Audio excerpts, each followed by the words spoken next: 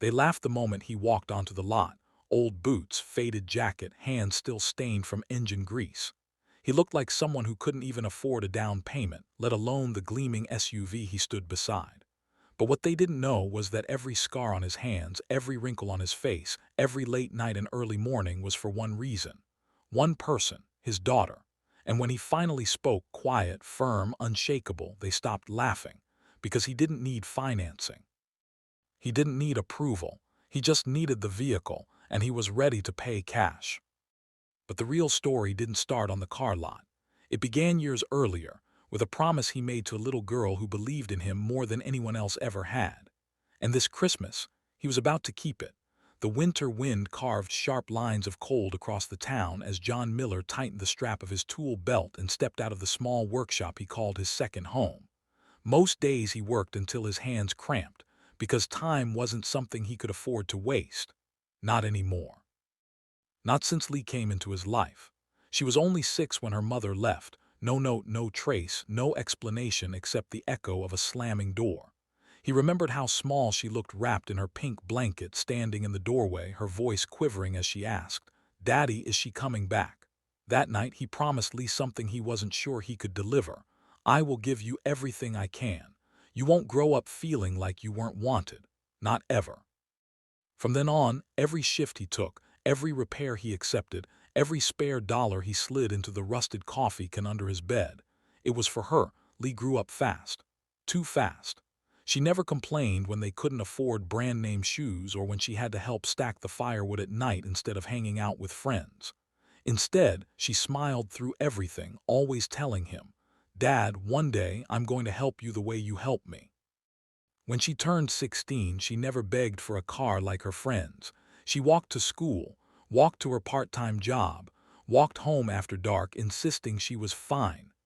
But John saw the way her shoes wore thin, saw how she shivered when she came home soaked from the rain. She deserved better, much better. That winter, when the snow hit harder than usual, Lee came home from work trembling from the cold, her fingers red and stiff. That's when John made a new promise silently, deep inside the part of his heart only she lived in. Next Christmas she would have a car, a safe one, a good one, a gift she would never forget. He didn't tell her. He didn't tell anyone. He just worked. He took odd jobs fixing generators, repairing tractors, welding broken fences for farmers who paid in crumpled bills and appreciation. He worked through blisters, through exhaustion, through nights when his vision blurred from lack of sleep, and that old coffee can under his bed grew heavier. It took a full year of sacrifice and discipline, but by the time December returned, he had enough saved. Enough for the exact SUV she'd always paused to admire when it passed their street. Enough to change her life. And that's how he found himself walking onto the dealership lot one frigid morning, boots worn, jacket faded, but pockets full. He didn't expect applause. He didn't expect respect. But he didn't expect the laugh. It happened before he even reached the showroom door. A young salesman elbowed another beside him, smirking as he whispered just loud enough, "He looks lost. Bet he thinks he's at the pawn shop." Another chuckled. "Maybe he wants directions to the used car auction down the road." John ignored it. He was used to people judging him by what he wore instead of what he'd sacrificed. But as he stepped inside, the warm air hit him along with a voice dripping with fake courtesy. "Can I help you?" The salesman didn't even hide the condescending tone. John said calmly, "I'm here to buy a car, that one." He pointed to the shiny white SUV under the showroom lights. "For my daughter, a Christmas gift." The salesman blinked, almost surprised the older man could form coherent sentences. "That one," he repeated, laughing. "Sir, that model starts at 48,000. Maybe you want to look at something more practical." Behind him, another salesman snickered. "Check his boots. He probably can't afford 4 new tires." John felt a sting, sharp, humiliating, but he swallowed it. He wasn't here for them, he was here for her. "Financing?" the salesman asked, chuckling as he grabbed a clipboard. "Because with your situation we'd have to run a special check." John looked him in the eyes. "Financing?" Man smirked. "Oh, and how exactly do you plan to pay?" John reached into the inner pocket of his old jacket and pulled out a thick, neatly bound stack of bills, years of sweat, sacrifice, and late nights.